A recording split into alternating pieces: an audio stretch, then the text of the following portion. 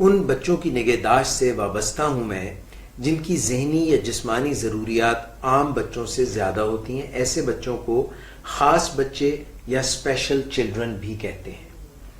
یہ ایک پبلک ہسپتال کے بچوں کے وارڈ کا ذیلی شعبہ ہے. دین محمد وہاں عرصہ 2 سال سے ڈائریکٹر ہیں. مسئلہ یہ ہے کہ ان بچوں کی نگہداشت پر معمور سٹاف کی تنخواہ باقی ایسے اداروں کی بنسبت کافی کم ہے.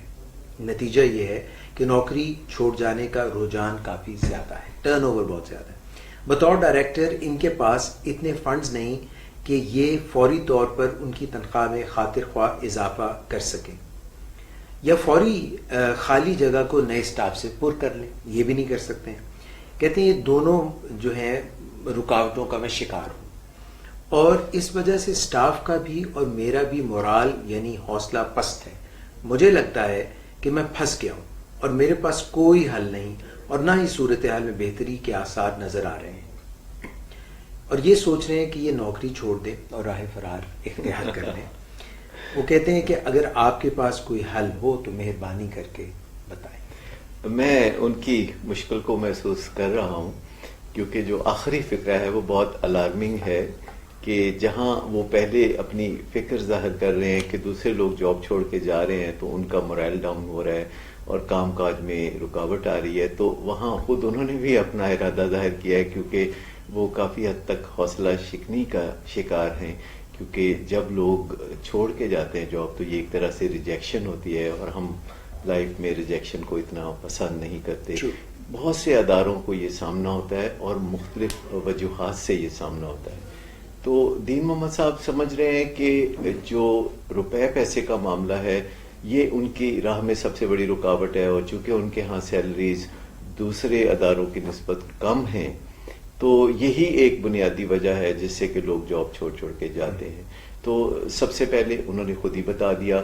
کہ وہ سیلری بڑھانے کی پوزیشن میں نہیں ہے کیونکہ بجٹ کے پرابلم ہے، انہوں نے اسی سیلری میں رہتے ہوئے کام کرنا ہے. مجھے ایسے بہت سے اداروں کو دیکھنے کا موقع ملا ہے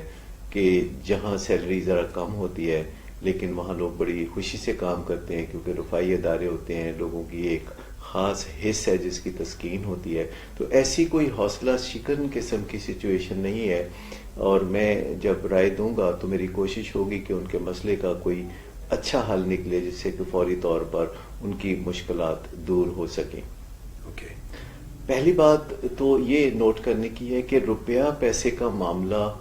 وہ واحد معاملہ نہیں ہوتا جس کی وجہ سے کسی جاب پہ لوگ ٹکے رہتے ہیں.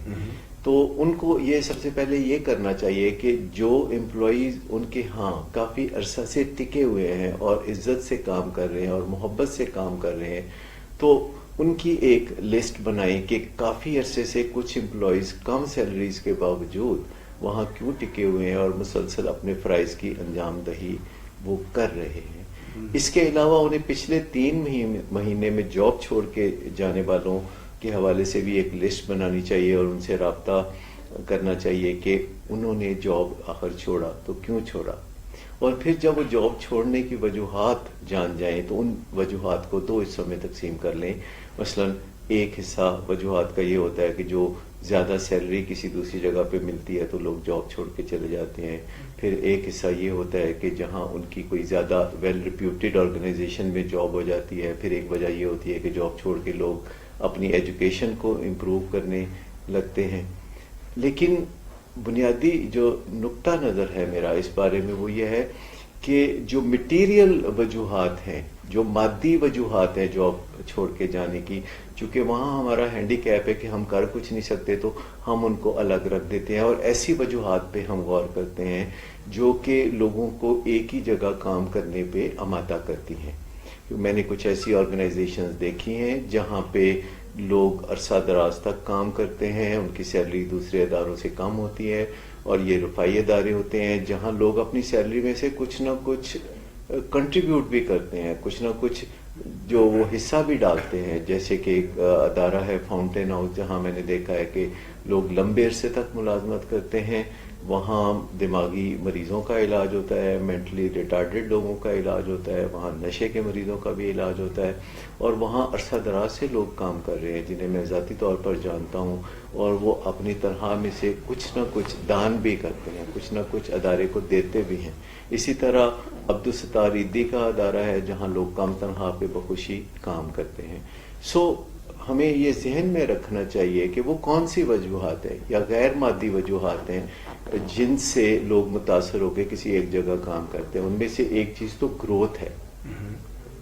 کہ کسی ادارے میں لوگ اس وجہ سے بھی کام کرتے ہیں کہ ان کو تنخواہ کیا ملتی ہے، لیکن اس سے ایک بڑی وجہ یہ ہوتی ہے کہ وہاں وہ بن کیا رہے، کیا وہاں وہ گرو کر رہے ہیں، کیا ان کو وہاں نئی نئی اسکل سیکھنے کا موقع ملتا ہے، کیا وہاں کام کرنے سے ان کی ویلیو مارکیٹ میں بڑھتی ہے، کیا ان کی کسی حص کی تسکین ہوتی ہے. تو ایک گروتھ کا پہلو بہت اہم ہے. پھر کوئی جاب ہوتا ہے جس میں لوگوں کو بڑا مزہ آتا ہے، جیسے کہ جو لوگ کرکٹ کھیلنے کا جاب کرتے ہیں جہاں ان کو تنخواہ ملتی ہے کرکٹ کھیلنے کی، تو یہ ان کے مزے کا کام بھی ہے اور اس کی ان کو تنخواہ بھی ملتی ہے. کچھ لوگوں کو کچھ خاص قسم کے شعبے کام کرنے کے بڑے پسند ہوتے ہیں. مثلا ٹیچنگ جاب ایسا ایک جاب ہے جو کہ لوگ اس پرائڈ کی وجہ سے کرتے ہیں کہ لوگ ٹیچر ہوں گے. پھر اس طرح کے اور بھی بہت سے ایسے کام ہیں. تو جو بچوں کی یہ نگہداشت کا ادارہ ہے جس میں بچوں کے ساتھ کام کرنے کا جو موقع ملتا ہے، تو بہت سے لوگ ہوتے ہیں جنہیں بچے فیسینیٹ کرتے ہیں، جنہیں بچوں سے پیار کرنا اور ان کی خدمت کرنا بہت اچھا لگتا ہے. تو ایسے لوگوں کو ہائر کیا جا سکتا ہے جن کو یہ جاب ویسے ہی پسند ہو. پھر جاب کرنے کی ایک وجہ یہ بھی ہوتی ہے کہ وہاں کس قسم کے کسٹمر سے واسطہ پڑتا ہے. تو یہاں ظاہر ہے جو بچے آتے ہیں تو ان کے والدین سے بھی واسطہ پڑتا ہوگا، اور ان کے والدین اس بات پہ ممنون بھی ہوتے ہوں گے کہ ان کے بچوں کی جو ہے وہ نگہداشت کی جاتی ہے. اچھا، جاب کو جاری رکھنے کی ایک بہت بڑی وجہ یہ بھی ہے کہ ارد گرد جو لوگ کام کرنے والے ہیں وہ کتنے تعاون کرنے والے اور کتنے دوستانہ رویوں کے حامل ہیں. یہ کچھ وجوہات ہیں جو کہ انہیں دیکھنی چاہیے دین محمد صاحب کو کہ کیا ان کے ہاں جو جاب ہیں اس میں لوگوں کی گروتھ ہوتی ہے، کیا وہاں جو دوسرے لوگ ہیں وہ ایک دوسرے کے ساتھ پیار و محبت سے رہتے ہیں، اور کیا کسٹمرز کے ساتھ جو انٹریکشن ہے وہ مزے کا ہے یا اس میں کوئی تکلیف پنہا ہے، یا جس قسم کا کیئر گیونگ کا جاب کرتے ہیں، جس قسم کی خدمت وہ بچوں کی انجام دیتے ہیں، اس خدمت کو انجام دینا بعض لوگوں کے لیے مشکل تو نہیں. تو ایسی چیزوں کو پھر آسان بنایا جا سکتا ہے. اس کے علاوہ لوگوں کو موقع دینا چاہیے کہ اس قسم کے جاب پر جب وہ لگتے ہیں تو انہیں اپنی زندگی کا جو پرپز ہے وہ ڈسکور کرنے کا پہلے موقع دیا جائے. جب ہائرنگ ہو رہی ہوتی ہے تو وہ غور کریں کہ ایسے لوگوں کو ہائر کریں کہ جن کا مقصد حیات بنی نوع انسان کی خدمت ہے، دوسرے انسانوں کے لیے کچھ کرنا ہے. دنیا میں بے شمار لوگ ہوتے ہیں جو فطرتاً نائس ہوتے ہیں، شہید وفا ہوتے ہیں، سیکریفائسنگ ہوتے ہیں. تو ایسے لوگ جن کا پہلے سے ہی ٹیمپرامنٹ کچھ اس قسم کا ہوتا ہے کہ وہ دوسروں کی خدمت انجام دے کے اپنے اندر ایک بڑا پن محسوس کرتے ہیں، تو اگر آپ ٹارگٹ کرنا شروع کریں گے تو آپ کو پتہ چلے گا کہ میٹیریل وجوہات کے علاوہ جاب سیٹسفیکشن کی اور بہت سی وجوہات ہیں جن کو مد نظر رکھ کے، جن کو ابھار کے لوگوں کے جذبوں کو اوپر لا کر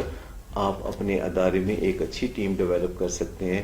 جن کے ساتھ کام کرتے ہوئے آپ کو بھی مزہ آئے اور آپ بھی انجوائے کریں، آپ کا بھی مرائل اوپر ہو، اور آپ کے دل میں کبھی بھولے سے بھی یہ خیال نہ آئے کہ میں یہ جاب چھوڑ کے خود ہی چلا جاؤں. کیونکہ اگر اس طرح ڈسہارٹ ہو کے آپ ایک جاب چھوڑ کے جائیں گے تو پھر اگلا جاب بھی آپ کے لیے مشکلات کا حامل ہوگا، اور آپ اسے چھوڑ کے جائیں گے تو پھر آپ ایک رولنگ سٹون بن جائیں گے. اور کہتے ہیں نا کہ رولنگ سٹون گیدرز نو موس.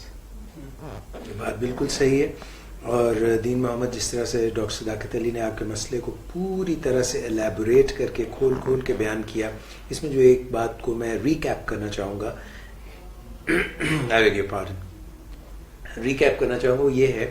کہ کئی دفعہ جن عوامل کو ہم سب سے اہم سمجھ رہے ہوتے ہیں اور ہم سمجھتے ہیں کہ اس سے آگے بڑھ کر نہیں ہے، مگر جب ہم ان کی گہرائی میں جاتے ہیں، لیئر ٹو لیئر ہم اس کو ڈائسیکٹ کرتے ہیں، بائسیکٹ کرتے ہیں، تو we come to realise that there is more to it than is visible to eye. So اس چیز کو بڑی اہم بات کی طرف نشاندہی کی کہ بعض اوقات ہم اس رٹ میں پھنس جاتے ہیں کہ جس چیز میں ہمارا بس نہیں چلتا ہم اسی سے ٹکراتے رہتے ہیں، اور جن چیزوں پہ ہمارا بس چلتا ہے، جن میں ہم کوئی بہتری لا سکتے ہیں، ان کی طرف ہم توجہ ہی نہیں دیتے. سو ہمیں چاہیے کہ اپنی انرجی کا استعمال کچھ اس طرح کریں کہ جہاں ہمارا بس نہیں چلتا اس کو ذرا سائیڈ لائن کر دیں، اور جہاں ہمارا بس چلتا ہے اپنی ساری توانائیاں ادھر مبذول کریں اور آگے بڑھنے کے لیے راستے تلاش کریں. اور ایک وقت آئے گا کہ ہمارے تجربے کی وجہ سے، ہماری طاقت کی وجہ سے، ہمارے مشن سٹیٹمنٹ کی وجہ سے ہم وہ کام بھی کرنے کے قابل ہو سکتے ہیں جنہیں ابتدائی طور پر ہم نے سوچا تھا کہ ہم نہیں کر سکتے. واہ، زبردست.